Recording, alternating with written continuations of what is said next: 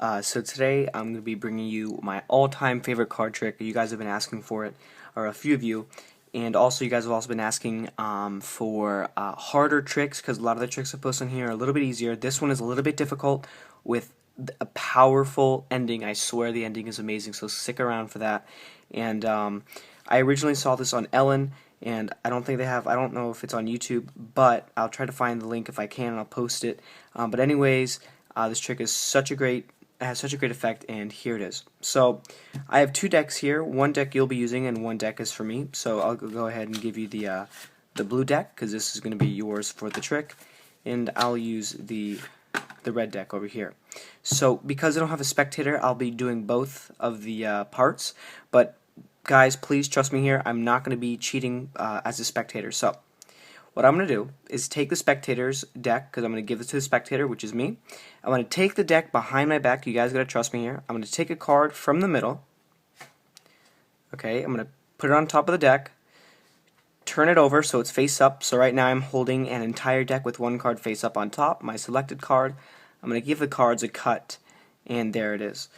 Okay, so this is the spectator's deck. I'm going to go ahead and take my deck and stick it behind my back as well.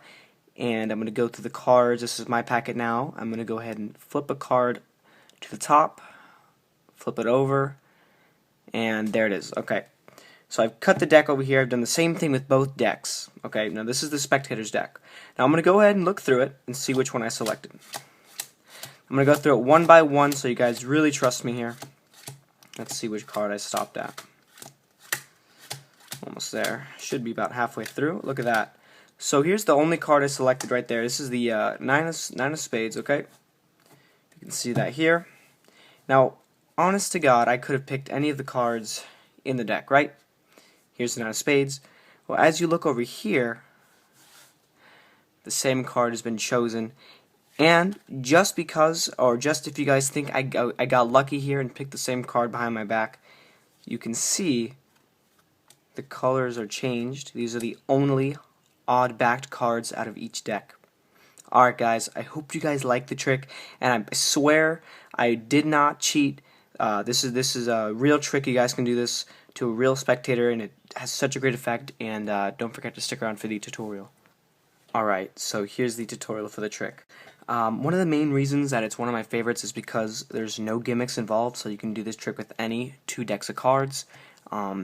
And you guys have been asking me because sometimes people say, oh, I've seen this before, I've seen something similar to this. Well, this is a trick that I'm pretty sure none of you guys have seen before. I think it's a really great trick. I saw this on Ellen, like I said before. If I can find the link for the video, I will, but I saw this on TV, so I don't know if it's here on YouTube. So, here is the tutorial for the trick. Like I said, you need two decks of cards, one blue, one red, or alternating colors, it doesn't really matter.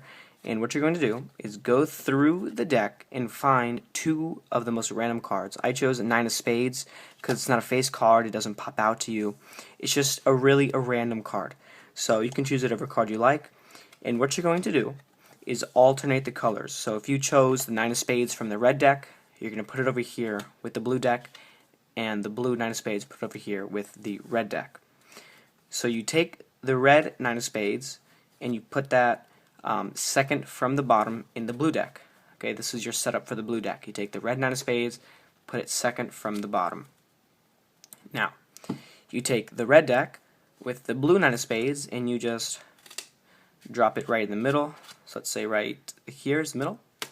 Okay, so here's your setup for the red deck. Alright, and this is your blue deck.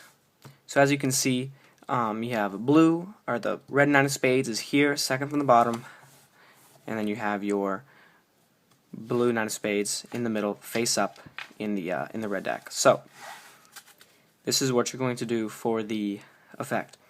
You tell spectators, look, I have two decks here, and you're going to be using one of them for the trick. So you give the spectators, you say, okay, you can use this deck, and I'm going to be using the red one over here. And it's going to be kind of tricky considering I do not have a spectator here, but try and follow along. I'm going to try and explain it the best I can. So you tell the spectators, okay, so what you're going to do is just do exactly what I do. So you tell the spectators, alright, go ahead and put the deck behind your back. So the spectators have this in their hand, and you have this one in yours, and you say, okay, go ahead and put it behind your back. So you put your deck behind your back. So let's just imagine my deck is behind my back. and this is the spectator's deck, and the spectator takes it and put it behind their back. But for the purposes of the video, I'm going to leave it so you guys can see what's going on in the spectator's hands. So keep in mind, your deck is behind your back, and the spectator's deck is behind theirs. So while your deck is behind your back, you don't need to do anything. You don't even need to touch the cards, since your deck is already set up. So when you have your deck behind your hands, you don't need to be doing anything with the cards at all. You could make some noises with the cards, I guess, just to make sure the spectators don't get suspicious that nothing's going on. So your deck is behind your back, and you don't even need to worry about it. Now, with the spectator's deck, you tell them, okay, go ahead and reach into the middle of the deck, and you tell the spectators, look, we're going to go ahead and take the cards behind our back so we get the fairest selection of the cards, so that way nobody knows what it is. And then you tell spectators, okay, go ahead and reach into the middle. So they reach into the middle of the pack, and you say, okay, go ahead and take the card from the middle and put it on top of the deck. So meanwhile, this is behind the spectator's back, and they don't see which card they actually picked. So tell spectators, go ahead and flip that card over, and this is a completely random card. They're actually not going to see it. So this is behind their backs, and you say, go ahead and give the cards a cut. So what you just had the spectators do was reach into the middle, put it on top, flip it over, and then you tell spectators, go ahead and give it a cut. So when they cut the cards, now they're going to have two face-up cards. Remember, because we had this 9 of spades already face-up, and then this is their actual selected card, and this is the card we're going to force. So now you tell spectators, okay, go ahead and bring the deck around. So you take the deck from your back, you put it down, and then you take the spectator's deck and you just put it there. And now from here you say, okay, look, let's go ahead and go through the cards and just see which card you picked. Now there are two ways of showing the spectator's card. You can either spread through the deck like this, but as you can see, I've already flashed that back card. This trick is a little bit difficult, but for beginners or anyone who is a little bit overly cautious with cards, with card tricks, you can just go through the deck like this if you want to. If you just want to, you can spread through the cards and you can get to it. Or, like I said before, if you're overly cautious or you're just starting out, you can deal down the cards like this. In the performance, I just dealt them down just for the sake of it. So you tell spectators, look, I'm going to go through the cards one by one, so you trust me here, so we can get to the face-up card. So as you're going through the cards, you just go down one by one.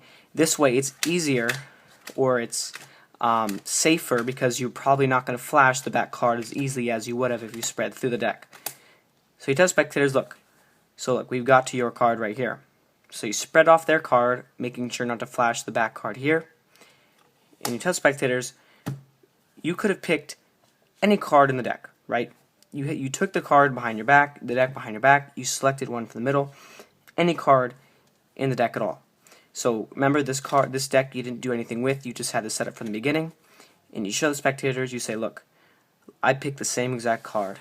And as you spread through the deck, you show them that there's one card face up in your pile, and now from here you say, now you're probably thinking this is some sort of stroke of luck, but really it's I made sure that each of the cards had a different color back, and then the spectator's card is going to be red, and then you can take these cards, you can spread it, but remember there's still a face-up card here, so you can just make sure that you don't spread through the whole way, and you say, look at that.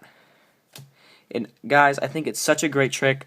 You guys have been asking for something that you guys haven't seen before. I hope this really makes it for you. This is my favorite trick, and I hope this one works out for you guys, and thank you for watching.